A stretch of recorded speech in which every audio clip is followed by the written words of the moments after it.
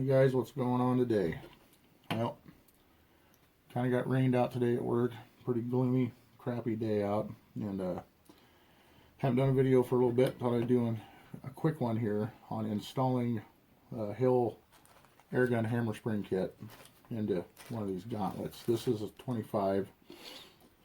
I recently bought a 22 and ordered another kit, and I had robbed the hammer spring kit out of this one and put in that one, so I ordered another one from Tim at Hill Airgun off of eBay, and they're about 40 bucks. I think it was 42 something with tax and shipping. Well, it's free shipping, but anyway.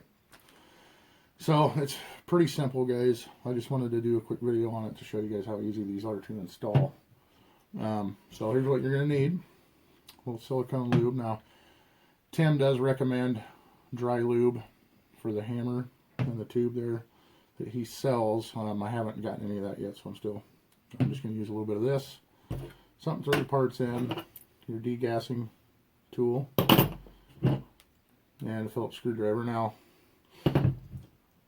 this gun is not degassed, but we're just doing a hammer spring, so we're not going that deep into it, so I'm not really concerned about that. If you do have safety concerns, I suggest that you degas it, but I'm not really too worried about it. So, and the idea of keeping this to be a quick, simple video, I'm going to get moving here. So, we got the spring kit, and it does come, as you guys can see, Tim sends instructions with them.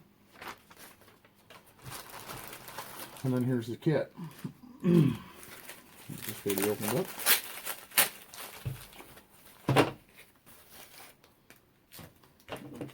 So here's what you're getting in the kit, guys. New spring, new, I guess I call it a follower, and some shims. He includes these shims that you can put in to increase the power if you want to, so you can take it back apart and pump it up a little bit more. I have it, like I said, I have the other kit in the 22, but I haven't done any chrony testing on it or shot count on it, but it's definitely impressive. If you didn't watch my other video on this one, on the 25, it hit chronies with no shims at 455 feet per second, which I know is a big reduction in speed, and at 13 foot-pounds of energy, which again is a reduction.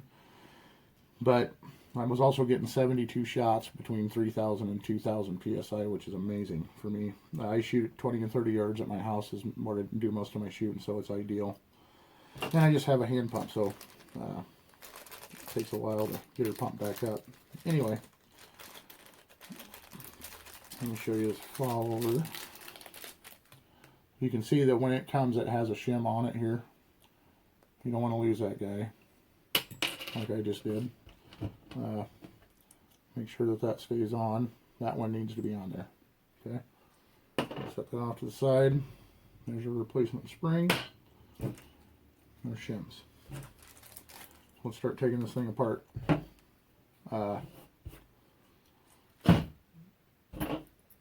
First thing I'm going to do is I'm going to take out this sling stud. That's where your degassing tool comes in handy.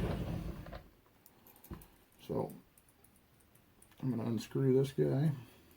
This is going to be a little more difficult. Normally, I would screw this back on and have it hang off the side of the table, and you can just spin it really fast.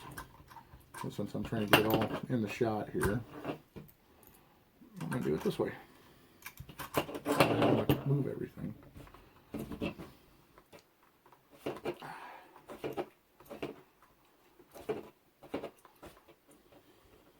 Okay. Sling stud removed. Throw it in there. And I always screw this guy back on here. Just less chance of losing it. It'd be easy to lose. Pardon all the mess back here. I got all kinds of projects going on. Anyway. So now we got two screws here. We got one here and one just like on the other side. We're going to take them out. And something else I want to show you guys. I got these little lock washer type deals that go on these screws. You don't want to lose these when you're putting the bottle shroud back on. Umarex recommends not really wrenching them screws down super tight to try to keep this as lined up as possible. The tighter you make them, the worse this line right in here looks. It lines up. It's never really lined up that great on this one to begin with. It's probably because I'm not setting them at the right tension, but what are you going to do? Not that, as you can see, this one isn't lined up very good.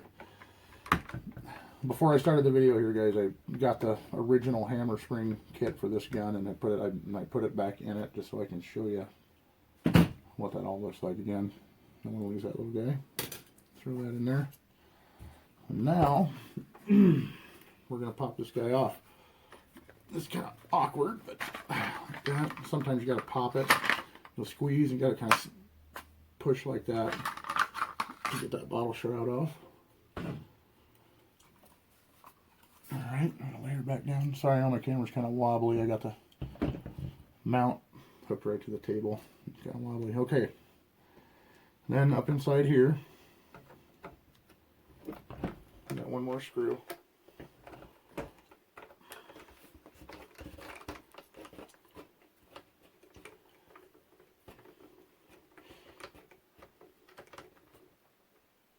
And I didn't get my picks out, of course. I meant to do. I guess I lied to you. You might need a pick set or something to fish out a screw if it doesn't want to come out. I could feel like I could turn it upside down and fall right out. But there's that screw. Now we're ready to take the action out. On these gauntlets, your safety switch, you got to kind of set it like that, and you may have to wrestle in this video. It may happen. It probably will. Where you'll be going to put it back in and it pops back up and stuff, but not a huge deal. So let's see if we can pull this guy out like that. Oh, and then there's the piece that I always forget. This little rubber piece goes right back here when it goes all back together, and I'll show you that when we get done. But almost every single time I take this thing apart, I forget to take this out. Luckily, I haven't lost it yet, so set that up there. Now, hopefully you guys can see that okay. There's one screw in the back of this that you have to take out. Now, your factory spring is going to probably have a little bit of tension on it, not a ton. So when you're taking this out, be conscious of this cap right here, because it may want to kind of pop out. You just grab this guy. I'm going to put a little bit of tension on that. You can see there's just a little bit with the 25. Not a ton of pressure there. Take this off. Turn this guy up. There's our other cap. Set that there. Okay, so this is the factory hammer spring, follower, and spacer in the 25 caliber gauntlet. So this goes in last, and that goes in first. This will go up inside your hammer. I'm going to set it off to the side. So here's our replacement.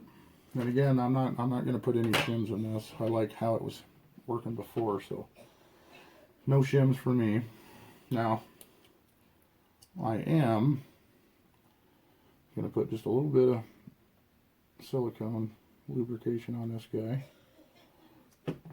Just kind of smooth it around there, just to help it run a little bit better. I'll wipe my hand off. Okay. That is, slide this guy in here, just like that. This one that fell out goes up here. Can't really see. You can see it's oriented. This is threaded inside here, guys. And that's what the screw goes into. So I'm going to try to get it as straight as possible. I'm going to put that back together. We're going to put this guy back on like that. It's short enough now that it's not under tension, so you don't have to worry about pushing it in.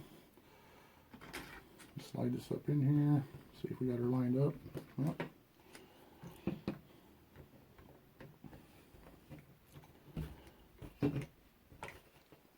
Tighten that baby back down. Like that. Now, we're going to line this up. Try to keep this straight when we're going back in, guys. It has to, you see this, I don't know if you can see this little notch right here. That's where the trigger, your safety switch goes through. So you want to kind of, I try to start, holding this all wrong. I try to get this, the block here, try to get the block in there first. This is really awkward doing this like this. I'm trying to get it in the frame. So, see, you heard it click up. That's not going to work.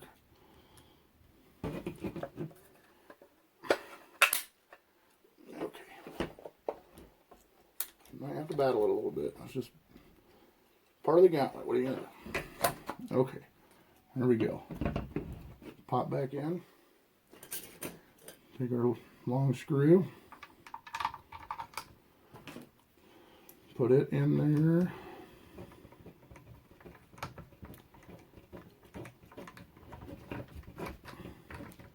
Tighten that guy down. We're going to take our bottle shroud now. And it just slides over like that. Let's see.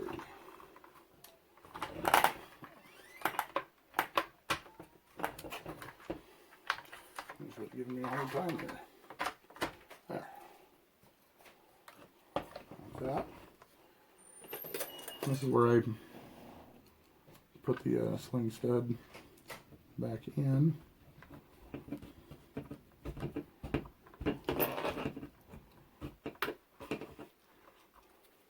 My fingers are a little buttery now from the silicone.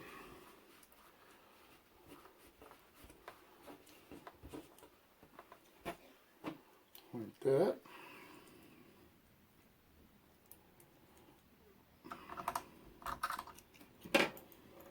I'm really hoping this is getting where you guys can see it, because I can't see the I can finish tightening that up a little bit. Okay, I'm going to put our foregrip screws back in.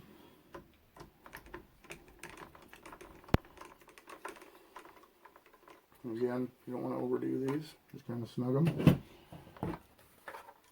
One nice thing, you know, it's PCP, it's not a brake barrel, so there's not a ton of vibration. If you noticed, I don't have anything Loctited on this thing, because you don't need it, it's PCP. Okay, that's back in now. The little rubber guy. It can be a little tricky getting this in here, but it'll go in. I usually just kind of start at one side, push, boom, done. Guys, that's it. It's installed. And again, like I said, it's like 40 bucks, and if and another thing too, it doesn't give up any consistency in the accuracy. I mean, it's